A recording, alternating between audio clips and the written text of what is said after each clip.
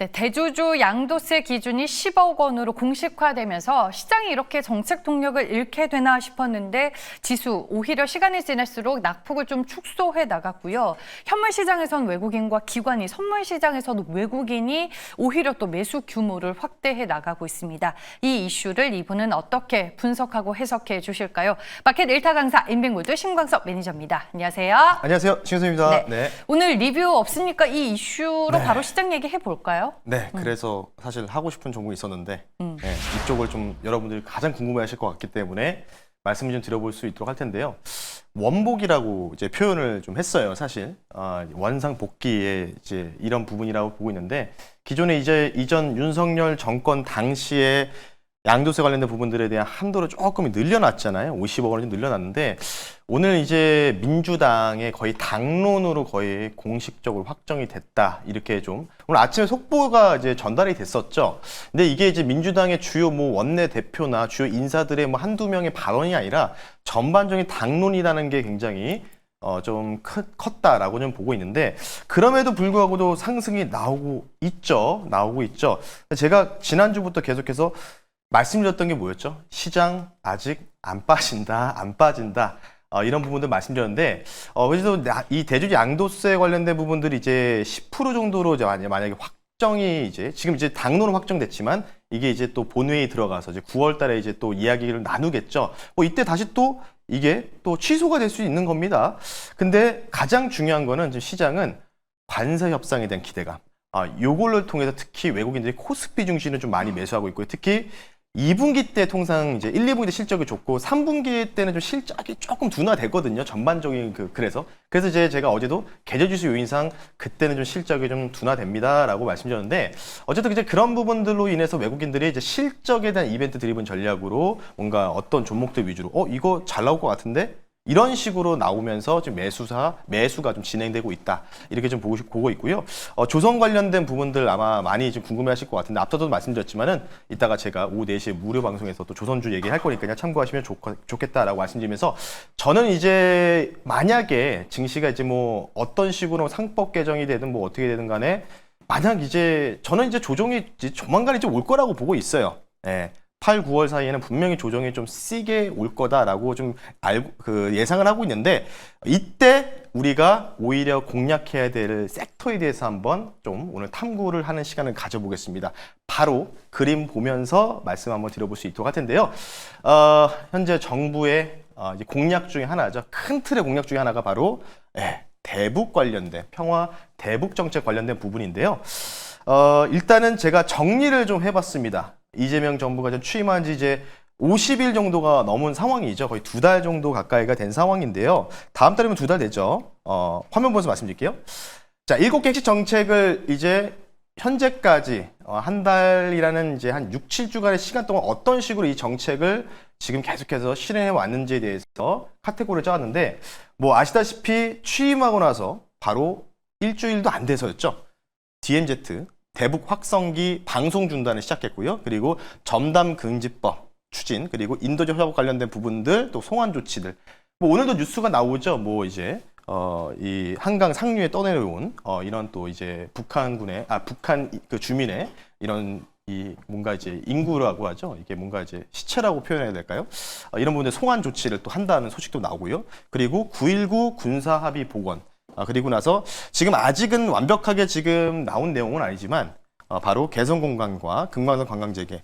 근데 여기서 키포인트가 저는 여기라고 보고 있어요. 바로 신한반도 경제 공동체 구상입니다.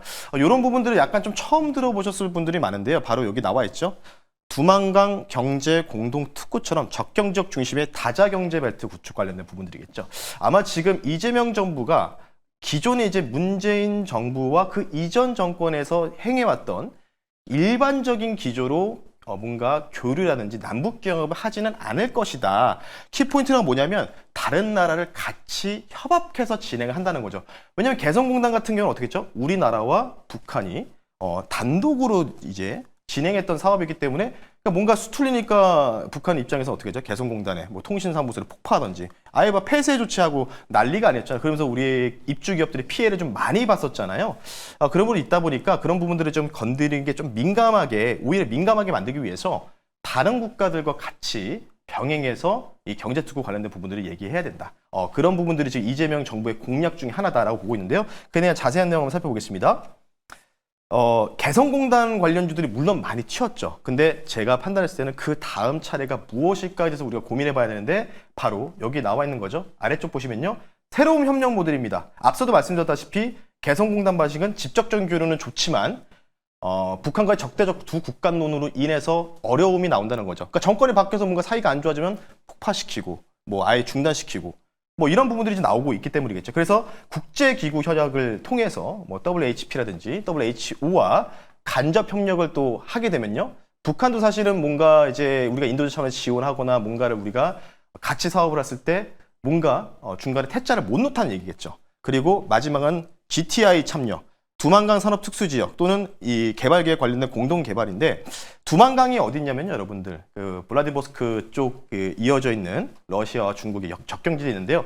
쉽게 우리가 지금 우스갯소리를 얘기하잖아요. 너 그러다가 아오지 탄광 간다라고 하는데 그 아오지 지역 바로 옆에 있는 강이 두만강입니다. 그 두만강 경제특구를 이미 이전부터 1991년부터 진행했는데 중간에 지금 약간 외교적 문제로 인해서 다자간 외교적 문제 때문에 약간 중단된 상황이거든요. 거의 한 20년 넘게 중단 상황이기 때문에 지금 두만강 경제특구라든지 낮은 선봉지역 관련된 부분들을요. 현재 이재명 정부에서는 다자 협력 관계로 뭔가 이제 새로운 교류 관련된 이 협력 관련된 모델을 현재 구성하고 있다라는 측면을 좀 보시면 좋을 것 같기 때문에요. 그래서 오늘의 결론은요. 새로운 대북 정책주를 미리 선점하자라는 차원에서요. 오늘도 아침에 뉴스가 보도됐죠.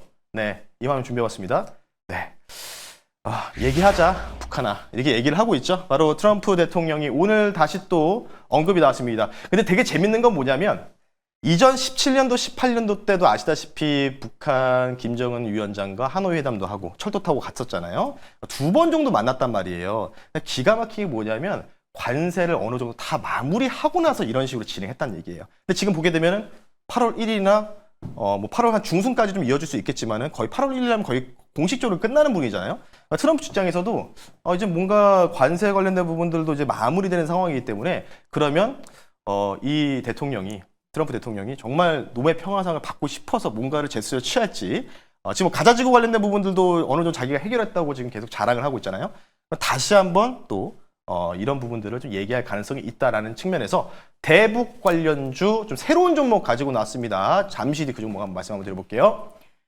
네, 결론을 보셨죠. 안 그래도 오늘 이제 백악관이 네. 트럼프 대통령은 북한의 비핵화를 위한 김정은 국무위원장과의 대화에 열려 있다라고 밝힌 걸 로이터 통신이 보도했습니다. 그래서 오늘 시장 안에서 대북 관련주들의 흐름이 또 괜찮은 하루가 아닐까 싶습니다. 하지만 우리가 아는 그런 대북주 말고 오늘 새로운 1타 종목을 공개하겠다라고 힌트를 주셨으니까 어떤 종목인지 바로 또 들어봐야죠. 네, 이 종목은 뭐 이전에 원전주로 한번 소개를 시켜드려서 쫙 네. 한번 수익을 좀 극대화했던 종목 중에 하나인데 이제는 대북 쪽으로 좀 봐야 되지 않을까 싶어서 가지고 나왔고요. 현재가 65,600원에 편입하고요. 종목명은요.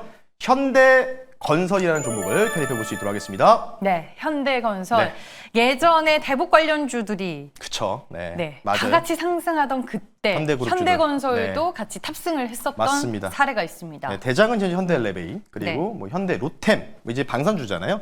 현대건설 말씀 한번 드려볼게요. 주택 및 에너지 플랜트 인프라 사업을 영위하고 있습니다. 이전 제가 4월 달에 이 종목을 가지고 나왔었죠. 두산 에너빌리티 못 잡으신 분들은 현대건설도 좋다. 현대건설도 원전이다. 그러니까 쉽게 얘기해서 뭐냐면 원전에서 기존 강전이 현대건설이고 신흥 강호가 두산 에너빌리티였다고 그때도 말씀드렸잖아요. 지금도 비슷하게 보시면 좋다라고 말씀드리고 싶고요. 원전 관련된 내용들보다는 이제 기존 대북 관련된 모멘텀 말씀드릴게요. 이재명 정부 신북방 정책 추진 시에 핵심 EPC 사업할 역할을 기대할 수가 있을 것 같습니다. 지금 이제 나오는 얘기들이 바로 낮은 성봉 경제 특구 및 그리고 이전에 중단된 두만강 경제 특구 관련된 사업에 참여할 기대가 높다. 그러니까 이전에 1991년도, 2년도 때 이쪽 지역을 하기 위해서 실제로 입찰했던 기업 중에 하나가 바로 현대건설이었다는 점 참고를 하시면 좋을 것 같고요. 근데 이게 좀 왜 안 됐냐면 북한이 그 이후에 북한의 GTI를 탈퇴를 하고 그리고 UN 협약도 탈퇴를 하면서 그때 이제 북한이 핵 개발한다고 난리가 났었잖아요. 그것 때문에 중단됐었던 프로젝트였다라고 좀 보시면 좋을 것 같기 때문에요. 수급도 3일 연속 외국인들이 연속적으로 순매수하는 부분들 특징적으로 보인다라고 말씀드리면서요. 가격 전략 말씀 한번 들어볼 수 있도록 할게요. 원전 이슈로 이렇게 사실은 같이 두산 엘리베이터 똑같은 기간에 이런 식으로 주가 상승이 좀 나왔다라고 좀 보시면 좋을 것 같고요. 최근에 조정 많이 받았네요. 네, 그렇죠. 두산 엘리베이터는 어떻죠? 여기서 기간 조정 형태로 갔었잖아요. 이 종목은 가격 조정 형태로 진행이 됐었다라고 좀 보시면 좋을 것 같고요. 어쨌든 원전 이슈로도 올라갈 수도 있고요. 대북 이슈로도 같이 좀 볼 수 있기 때문에요. 목표 가격은요. 다시 한번 전고점 근처 한번 넣어보겠습니다. 85,000원 선 말씀 한번 들어볼 수 있도록 하겠고요. 손절 가격은 6만 원 선 말씀을 드릴 테니까요. 만약 증시가 어떤 종목들 다 기마치로 다 올라왔을 때 이전에도 한번 보여드렸었죠. 2017년, 18년도 때 조정 나왔을 때 오히려 대북주만 올라갔던 시절이 있었다는 점, 그 부분을 좀 참고하시면서요. 현대건설 가격 전략 참고하시면 좋을 것 같습니다. 네, 알겠습니다. 오늘 이제 대북 관련주로 현대건설을 소개해 주시긴 하셨지만 여전히 원전 모멘텀이 존재한다. 이 부분도 재부각될 수 있다라고 얘기를 해 주셨습니다. 가격 전략까지 모두 만나봤고요. 무방에서 어떤 얘기 오늘은 하시나요? 오늘 오후 4시에 여러분 너튜브에 신광석 검색하시면요. 마찬가지로 오늘 어떤 얘기를 할 거냐. 지금 시장은 관세 협상 수혜주를 찾고 있습니다. 조선도 지금 그렇게 해서 실적 발표 더불어서 같이 올라가고 있는데요. 다음 관세 협상 수혜 섹터는 어떤 것일까요? 저의 생각을 듣고 싶으시면 오후 4시에 너튜브에 신광석 검색하시고 들어오시면 좋을 것 같습니다. 네, 알겠습니다.